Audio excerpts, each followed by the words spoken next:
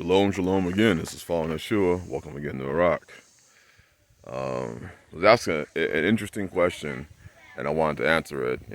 This person asked me the question knows my history in college. They knew, that I studied exercise science, physical education, and I was a physical trainer at one point in time, and a nutritionist.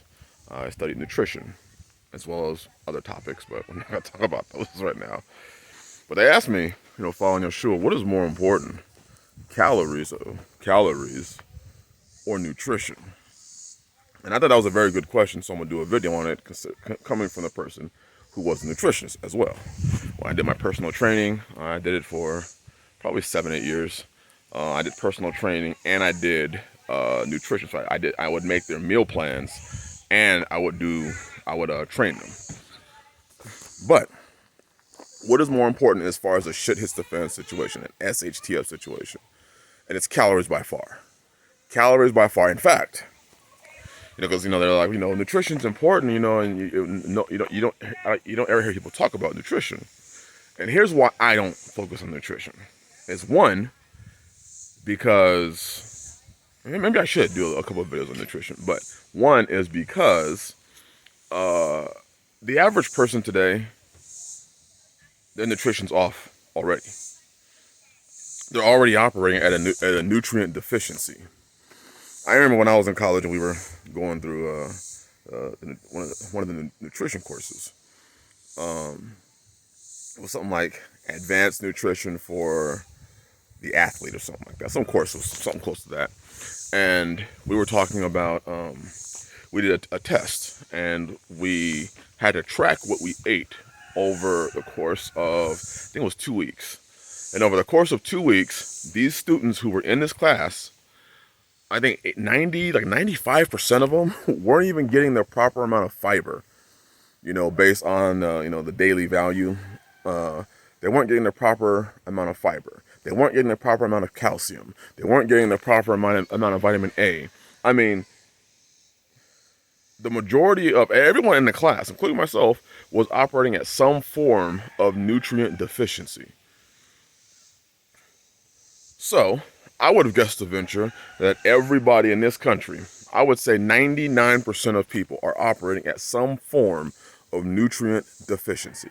Most people don't track how much vitamin C they're getting, how much vitamin A they're getting, how much vitamin K they're getting, how much beta carotene they're getting, how many are they getting their micronutrients, are they getting their chlorophyll. They don't track that.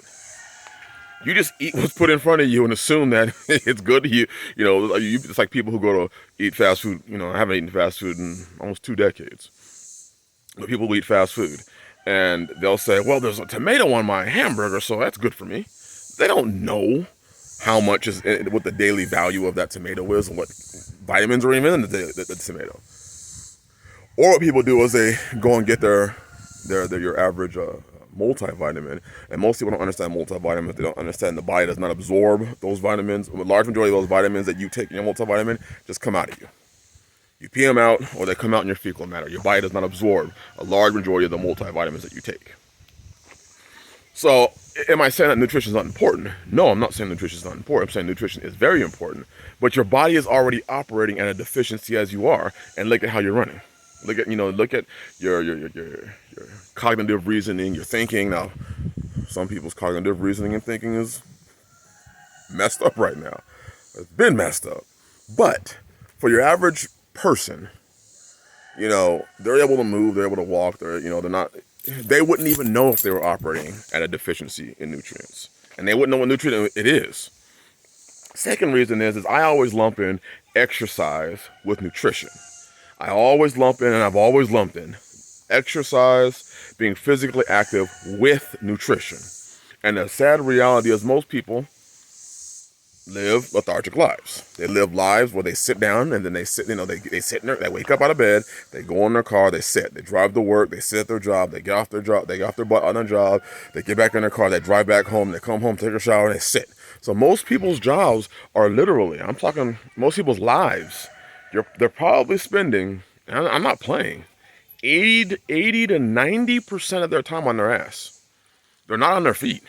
They're not moving. They're not burning calories. So, and people don't understand that physical activity and muscle mass. I'm not talking about looking like John Cena.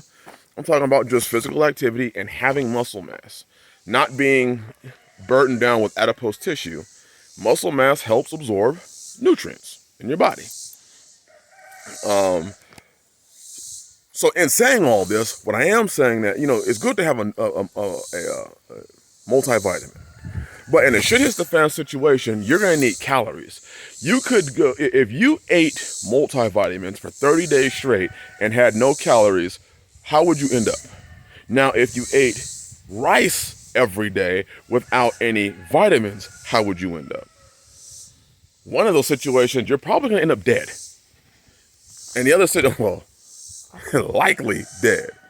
The other situation, yeah, you may have some difficulties, but your situation would not be as detrimental.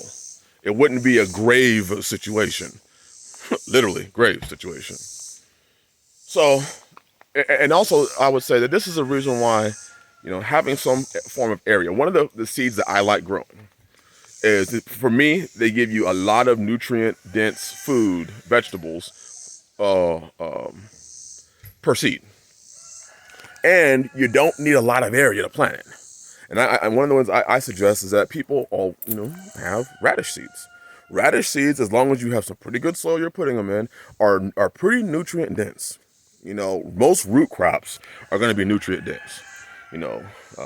Carrots, beets, turnips, and then you have the greens on top. So you have the greens on top, and then you have the root crop itself, which is nutrient dense. So I've always suggested people, people ask me, questions on preparedness or gardening. I don't make all this stuff available. It's usually a person asking me personally because they know what I do. But I would suggest to them, radishes are a great thing to have. If you have limited space, radishes. 30-day crop, 20-day crop, and you just keep planting over and over again. Maybe you keep, 10% of your radishes, you might plant somewhere else, and those you just let them grow up and you let them go to seed so that you can harvest the seeds for next time. But radishes, turnips, I have taken a strong liking to okra, because with okra, not only do you have the okra pod, but even if your okra pods get too big and woody, people don't like woody okra, you can dry the seeds out. You can grind the seeds down and eat the seeds. But also okra leaves you can take and cook and use like a spinach. So almost every part of the okra is edible. Like I said, my root crops, I like my turnips, I like my radishes, because these are nutrient dense plants that also add some calories to it. Your Jerusalem artichokes. Jerusalem artichokes are high in fiber. You have your potatoes. You have, things that I'm saying things that I like to grow. Tomatoes, but I don't. In an honest shit hits the fan situation, I honestly don't know how many tomatoes I'd be growing. I'd probably focus more on the okra. I'd probably focus more on squashes. I would still do some tomatoes, but I would tend to focus more on things that are drought tolerant. Maybe let me change that. Squash. Yeah. Squash bugs be tearing up my squash. I'm still successful in growing them, but I always know that I'm probably going to lose 25 to 30% of my plants to squash bugs. So that's why I plant so heavy. But so nutrients are important. Don't get me wrong. But how many people die from a lack of, malnourishment compared to how many people die from a lack of calories? That's really, your mind will start to degrade faster due to a lack of calories than it is a lack of nutrients. And I'm saying that because a large majority of people are already operating with an extreme lack of nutrients. They just don't know it. They haven't actually ran a test or here's a good exercise. Write down what you eat for 2 weeks. Everything. How many serving sizes of what you eat for 2 weeks, and then go through and look at each day and see how many areas did you not get enough grams of or micrograms of this nutrient or that nutrient. You'll find out that you're running at a pretty nutrient deficiency. But growing your own food and the ability to grow your own food allows you, in reality, it's not just growing your own food, it's growing your own nutrients. And then also you have to take into consideration that if you're buying your food from a store, is the soil nutrient dense? Or are they just kind of wrapping it all up and telling you that this is what is in there? But most of our farming soil today is depleted. Most topsoil is depleted now. Now, when you make your own compost and your own soil like I do, I know what's in my soil, so I know how nutrient dense it is. And then also, I have my chickens and I have my, my animals. I have my animals, chickens and goats, and I have eggs, and I got milk, and then I got meat. So, understanding that your body's probably already, the average person's body is probably already operating at some sort of nutrient deficiency. And you're running just fine. You're running just fine. So the idea that in a shit hits the fan situation, what's more important? Well, calories are far more important than nutrients are. I mean, I have a garden probably 25 feet by 25 feet where I'm growing a dandelion. They just take over and they grow. We have wild amaranth. There's a lot of nutrients that are actually on your property if you actually, if you own some land, but even if you live in a city. There is a lot of nutrients that are probably growing if you have a lawn. Those dandelions that you go up there and pull out, there's a lot of nutrients in those dandelions. That sorrel, lamb's quarter, that's growing on your lawn, there's a lot of nutrients in that lamb's quarter. Those blackberries, if you have blackberries, there's a lot of nutrients. So out here, there's a lot of nutrients that are already growing. So by storing a lot of calories, you can literally go out to your garden, you could literally go out on your land and find nutrients. We have black walnuts here that trees that produce tons, buckets, and buckets and buckets. And I'm talking, if we went out there and harvested them, we could probably pull in 20 buckets, 5-gallon buckets of black walnuts. Nutrients. Acorns have nutrients. So there's a lot of nutrients that are already that the land already grows.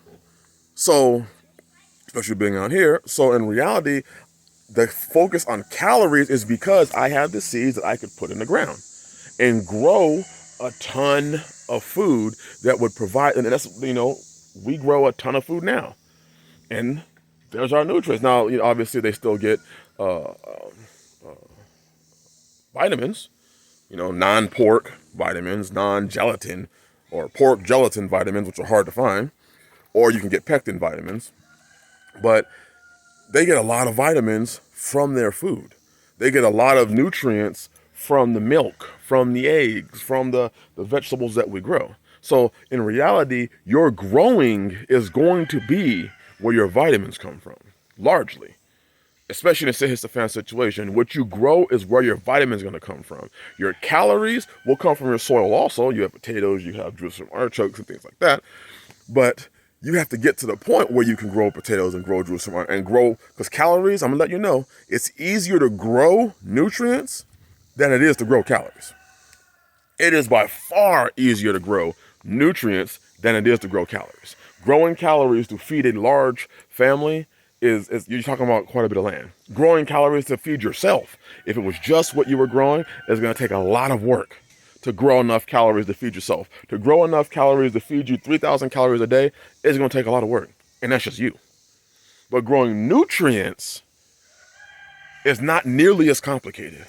Growing nutrients to where your body will function, and your body will still function at a high level, is not going to be nearly as hard as it is to grow calories. And if you don't know, look online. You can look online and you can figure out how much land you would need to grow, let's say, a potato, for enough potatoes for you to eat for a full year at 3,000 calories a day.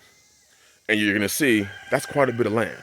And you have to be successful at it. But the land itself provides enough, it provides a lot of nutrients just naturally. And then you could target more nutrients, like, okay, I want more of this vitamin, so I'm going to grow this vegetable. And a lot of these vegetables grow just fine. They grow just fine. You can go out there and broad sow radish seeds and turnip seeds. I mean, the hunters out here do it all the time. they'll broad sow purple top turnips because deer like purple top turnips. And then they're able to hunt the deer. So you can broad sow a lot of things that you'll be able to grow and eat and get your nutrients. But calories is a hard thing to do. And that's why I suggest store calories, grow nutrients. Store calories, grow nutrients. And then get to a point where you're growing calories and growing nutrients. But I'm telling you, growing calories is a lot harder than it is to grow nutrients. A lot harder. A lot harder. So I hope that this brings some understanding to why I focus on the caloric part and not the nutrient part. Am I saying, as far as shit hits the fan? Am I saying that calories or nutrients are not important? No, they're very important. When you're talking about shit hits the fan, it's calories. It's calories. And you can spend that time growing nutrients. And then you could perfect it and get it down to a point where you can grow your calories and grow your nutrients. Right now, we grow our calories and we grow our nutrients. And that's kind of where you want to be overall. But you have to have that basis covered of providing energy for every member in your household. That's where your rice and your beans and your wheat berries and your corn, that's where all that stuff comes from. It's calories. So hopefully this provides a little bit of understanding of why what my system is and how I do it. And maybe this can be something that you can help adjust your system and get to know somebody where you could find yourself in a position to grow some nutrients. But even if you're not in that position right now, take your balcony, go to Walmart, get some Rubbermaid totes, and grow some nutrients and store some calories. Hopefully this is helpful to you. Sorry it's a long video. I'll get back to work. Bless y'all. Shalom.